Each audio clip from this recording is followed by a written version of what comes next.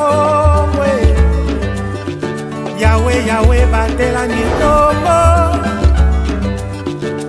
Yahweh, Yahweh, benisa Nikongwe Yahweh, Yahweh, batela Nikombo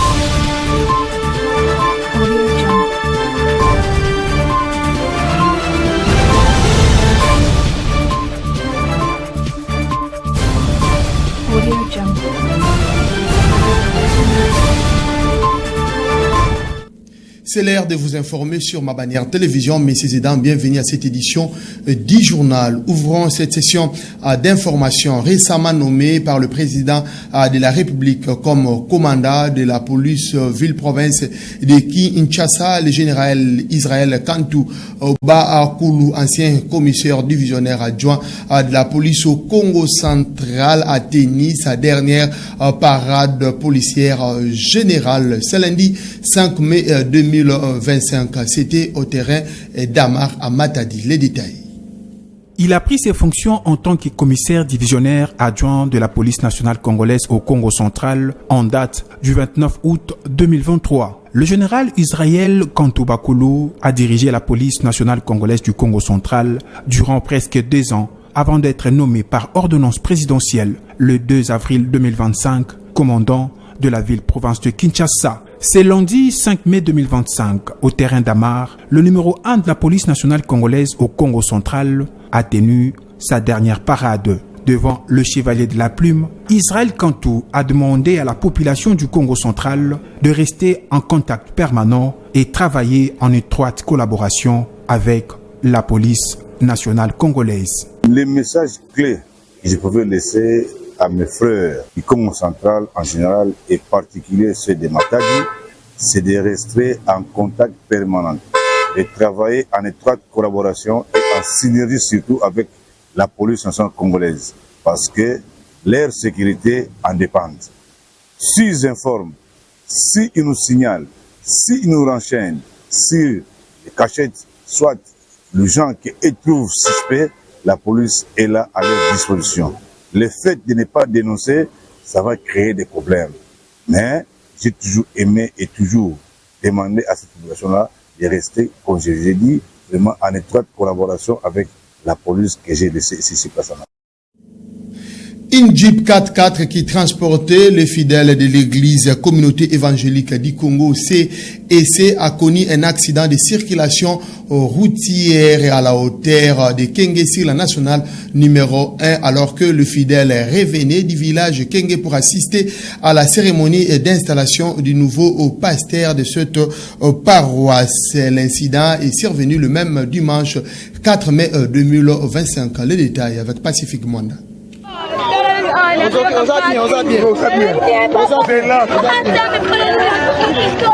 C'est ces sentiments d'émotion et de panique qui a caractérisé l'expression faciale des rescapés de cet accident de circulation routière survenu sur la route nationale numéro 1 dans son tronçon Kinshasa-Matadi, non loin du péage Kenge, dans les territoires des Songololo, le dimanche 4 mai 2025 dans l'après-midi.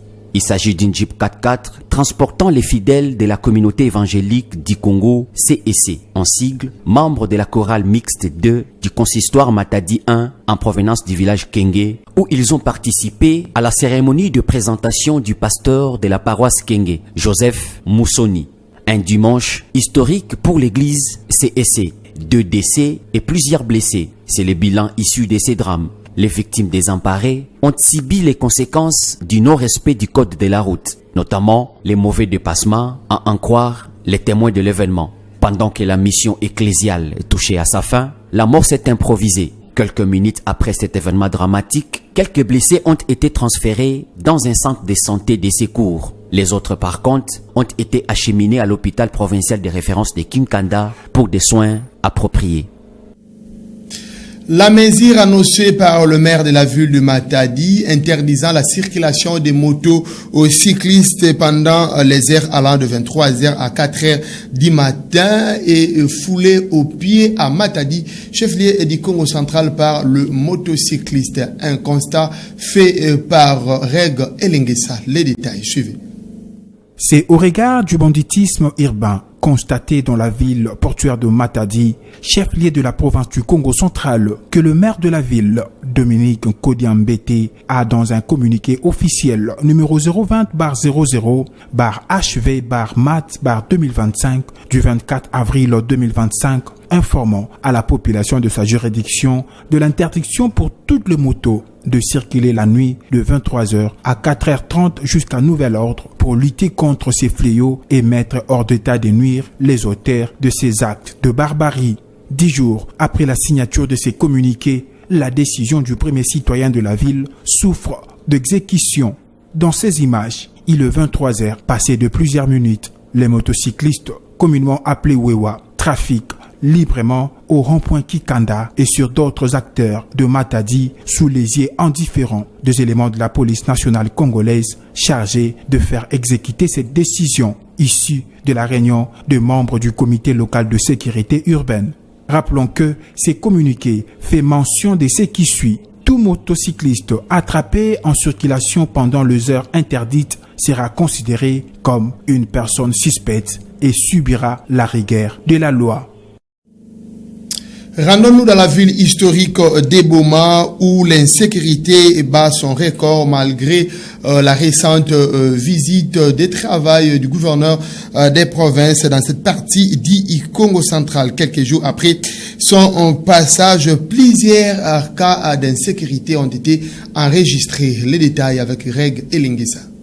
Le gouverneur a décidé de renforcer le service de sécurité au-delà de jeeps qui ont été distribués dernièrement. Le gouverneur vient de doter la ville de Boma de pratiquement 10 motos pour renforcer la mobilité. Le gouverneur lui-même va lancer une opération de bouclage, de bouclage mixte entre les éléments de FARDC et les éléments de la police.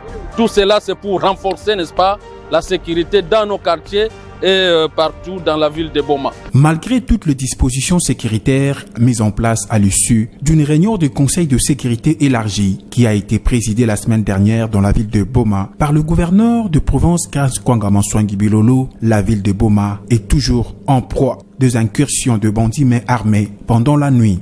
Lors de sa récente visite dans cette deuxième ville de la province, Grace Kwanga-Monswangi Bilolo avait promis à la population ce qui suit. Je suis venu pour vous demander de faire confiance à votre police. Je vais donner des ordres qu'ils vont suivre. On évalue toutes choses. Si, après évaluation, je trouve qu'il n'y a pas changement, je vais les sanctionner. Je vais prendre le maire et son adjoint ainsi que le commandant de la ville pour les amener avec moi à Matadi. Des jours après son passage, l'insécurité a refait grandement surface, témoignent les habitants de la commune de Kabondo.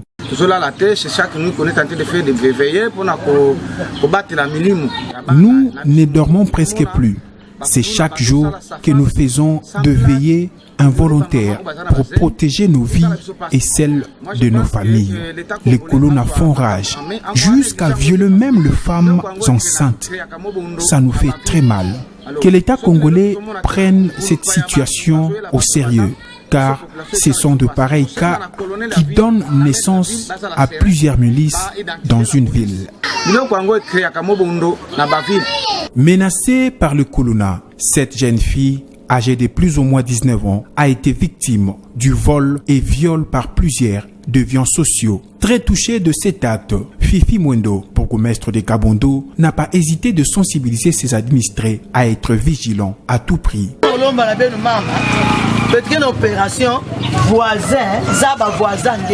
Je vous demande de savoir que nous sommes en pleine opération intitulée « Qui est ton voisin ?» Il faut connaître avec qui vous cohabitez.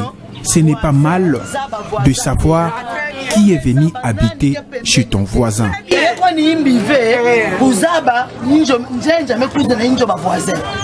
Rappelons que la recrudescence de l'insécurité au Congo central avait fait l'objet d'une motion d'information à l'Assemblée nationale par la députée nationale Persine Djouzi qui, selon elle, le gouvernement provincial avait fait preuve de son incompétence à protéger la population. Il est profondément regrettable de constater qu'à peine ces autorités reparties, l'insécurité a ressurgi avec plus d'intensité. Les actes de banditisme, les agressions nocturnes, les vols à main armée, quasi quotidiens. La population abandonnée à son triste sort n'a d'autre choix que de passer nuit à la belle étoile, organisant des tours de veille improvisés pour s'auto-sécuriser. Quittons la province du Congo central, messieurs et dames, le président de la République, Félix Antoine Tshisekedi Tshilombo, a participé à la cérémonie des célébrations de la 32e journée de la liberté de la presse, célébrée le 3 mai de chaque année. Cette activité solennelle s'est déroulée ce lundi 5 mai 2025 dans la salle polyvalente de l'hôtel Fleuve Congo à Kinshasa. Les détails avec Pacifique Mwanda. Les journalistes congolais face au défi de l'intelligence artificielle est le thème national pour la 32e journée mondiale de la liberté de la presse, célébrée le 3 mai de chaque année en République démocratique du Congo. Elle a été commémorée officiellement le lundi 5 mai 2025. La cérémonie s'est déroulée au Fleuve Congo Hotel dans la ville-province de Kinshasa. Des moments ont marqué le déroulé de cet événement qui a réuni les journalistes, les représentants des organes de régulation de médias et des journalistes, les membres du gouvernement et les présidents des deux chambres du Parlement, sans être exhaustives, notamment les réflexions en panel sur les rôles essentiels du journalisme professionnel dans un environnement médiatique en mutation et à la manipulation algorithmique, et une cérémonie officielle marquée par des discours, dont celui du président national de l'UNPC, Baudouin Kamanda Wakamanda, du président du Conseil supérieur de l'audiovisuel et de la communication, CESAC en sigle, Christian Bossembe, du ministre de la communication et médias, Patrick Mouyaya, et celui du président de la République, Félix Antoine Tshisekedi Tshilombo. À en croire le président du CESAC, aucun journaliste n'a été tué pendant les règnes de Félix Tshisekedi. Excellence, Monsieur le Président, vous n'êtes pas seul dans cette lutte de la salubrité médiatique. Monsieur le Président, vous avez beaucoup fait pour la liberté d'expression dans ce pays. Sous votre mandat, aucun journaliste n'a été tué. Aucun journaliste n'a été arrêté ou torturé à cause de ses opinions. Aucune rédaction n'a été saccagée. Aucune chaîne n'a été fermée sous les ordres des services comme ce fut dans le temps, comme ce fut dans le passé. Nous vous remercions sincèrement. Notons que ces assises ont été organisées par l'INPC en collaboration avec le ministère de la Communication et Médias et quelques organisations de la société civile sous le haut patronage de la présidence de la République. Restons toujours dans ce chapitre de la célébration de la journée internationale de la liberté de la presse dont la cérémonie officielle s'est déroulée ce lundi 5 mai 2025. Présent dans la salle, le président de la République a dans son discours lancé un message aux journalistes congolais. Je vous propose de suivre les extraits des discours du ministre de la Communication et Médias Patrick Mouyaya et celui du président de la République Félix Antoine Tshisekedi et Tshilombo dans ses propos choisis par Pacifique Mwanda.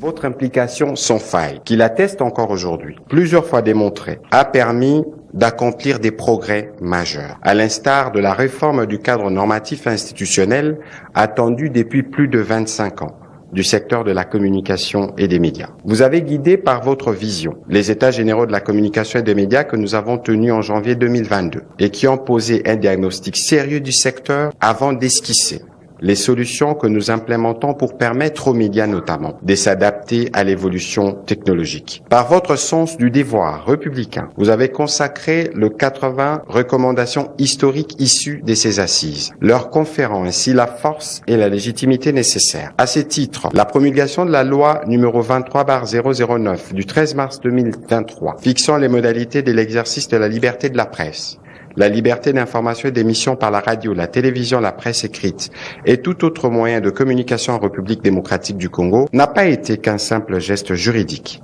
Elle a été l'acte d'engagement républicain, une déclaration claire de votre volonté de hisser les secteurs de médias au rang des priorités stratégiques de notre nation.